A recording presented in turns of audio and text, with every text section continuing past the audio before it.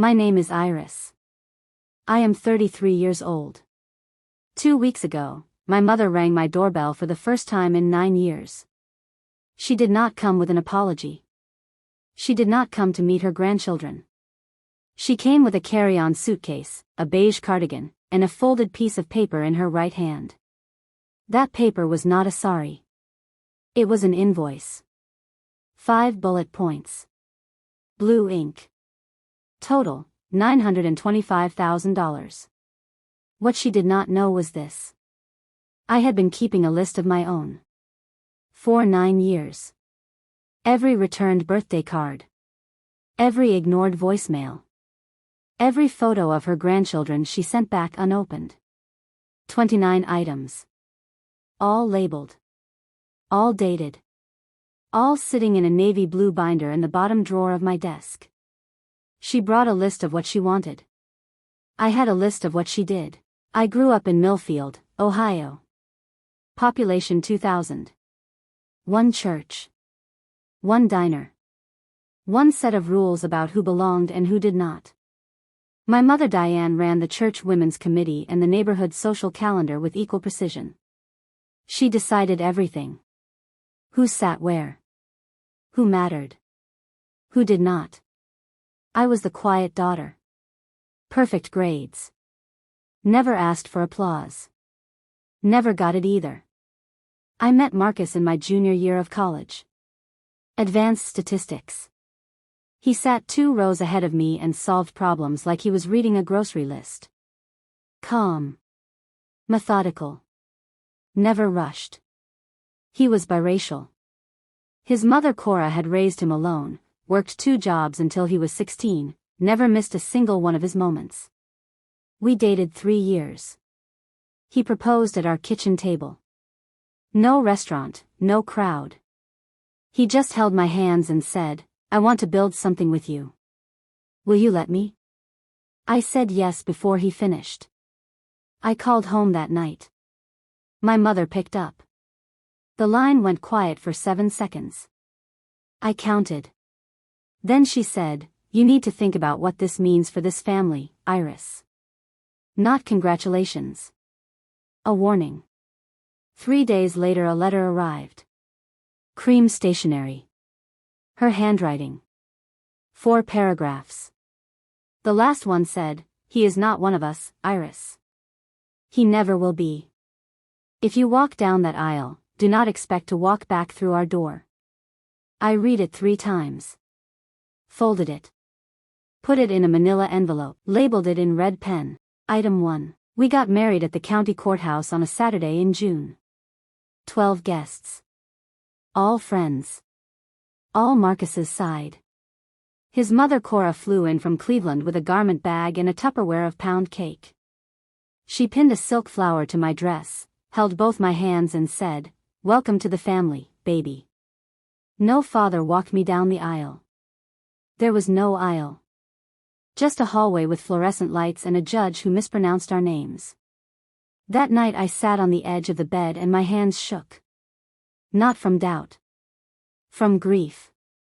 I had just married the best man I had ever known and the 2 people who raised me did not care enough to watch. I mailed them our wedding photo. Courthouse steps. Both of us laughing.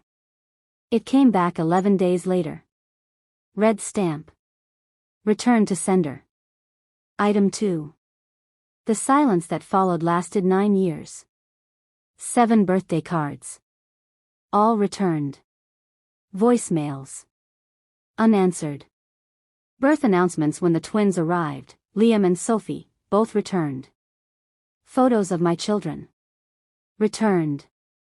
Cora flew from Cleveland every 6 weeks. She taught Liam how to make grilled cheese. She taught Sophie the names of every bird in the backyard. She crocheted them blankets and engraved silver bracelets with their birthdays. That was what a grandmother looked like. Mine never held them once. 29 items. 9 years.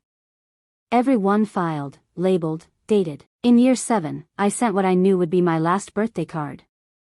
Inside, a photo of the twins at their school fall festival. Matching flannels. Face paint. Liam missing his 2 front teeth. On the back I wrote, "They ask about you sometimes. I tell them you live far away."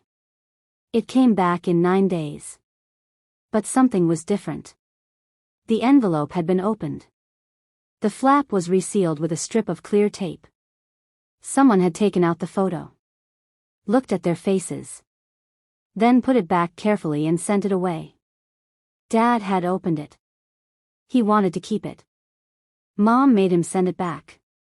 Item 23. Birthday card. Opened and resealed. Photo viewed. Still returned. I wrote that label with the steadiest hand I had ever used. Because in that moment I understood everything. Dad was not the architect of this silence. He was the enforcer. Mom drew the blueprint. And the blueprint was simple: if she could not control who I loved, she would erase me entirely. Then came the IPO. Marcus's compliance software company went public on a Wednesday in October. We stood on the floor of the NASDAQ in New York. Stock opened at $18. Closed at $22. Market cap, $440 million. Our stake, 10%. That evening, 5 missed calls. Area code 740. Millfield, Ohio. 3 weeks later a mutual friend sent me screenshots. She had been accidentally added to a family group chat. I read them in the parking lot of Liam's soccer practice. Page, his company was valued at $68 million last round. If they IPO we are looking at $300 million minimum. Diane, make a list. Be specific about what we need. She is a numbers person. She will respond to numbers. Kenneth, this does not feel right. Diane, she has more money than this entire town. She can afford to help her family. I sat in my car with the engine off. The dashboard clock read 7:22. Through the windshield I could see Liam running across the field chasing a ball twice the size of his head. 9 years of silence. And now, make a list. Item 26. Family group chat. Financial tracking confirmed. She arrived on a Tuesday at 10:14 in the morning. I watched her from the kitchen window. She stood on the sidewalk for 30 seconds before walking up the path. She looked at the house the way a real estate appraiser would. I opened the door. Iris. Mom. 4 seconds of silence. I came to talk about the children's future. Not, I missed you. Not, I was wrong. Not, I am sorry. I led her to the kitchen. Good light. The fridge with Cora's photo. The twins' artwork on every surface. She sat down. Unfolded her paper. Read the list out loud. Retirement fund, $500,000. College for Paige's son, $200,000. Dad's surgery, $45,000. Mortgage payoff, $180,000. Monthly support, $3,000. Total, $925,000. She folded the paper and placed it on the table. This is what families do, Iris. I looked at her for a long moment. Then I stood up and walked to my office. Bottom drawer. Behind the tax folders. The navy blue binder. I carried it back and set it on the table right next to her list. 2 documents. Side by side. Hers, 1 page. 5 bullets. $925,000. 0 apologies. Mine, 29 items. 9 years. Every door she closed. Every face of her grandchildren she refused to see. I opened to item 1 and I began to read. Not with anger. Not with tears. The way you present findings to a board. Organized. Dated. Factual. When I finished she whispered, I was afraid. If I let any of it in I would have had to admit I was wrong. That I lost 9 years for nothing. For 1 second, maybe 2, I saw something real in her face. Then it was gone. Her chin lifted. But you left us, Iris. You made your choice. I placed her list on the left side of the table. The binder on the right. You did not come here because you missed me. You came because the numbers changed. She picked up her suitcase.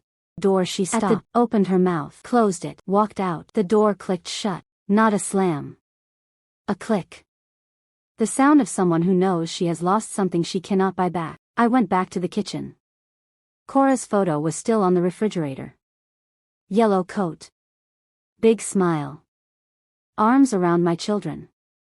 That was the grandmother they had always known. I closed the binder. Put it back in the drawer. Some people only see your value when the numbers change. But your worth was never about the numbers. Family is not who shows up when things get large. Family is who showed up when everything was small. If someone came back into your life only after the numbers changed, drop your story in the comments. And if this reminded you of your own truth, share it with someone who needs to hear it today.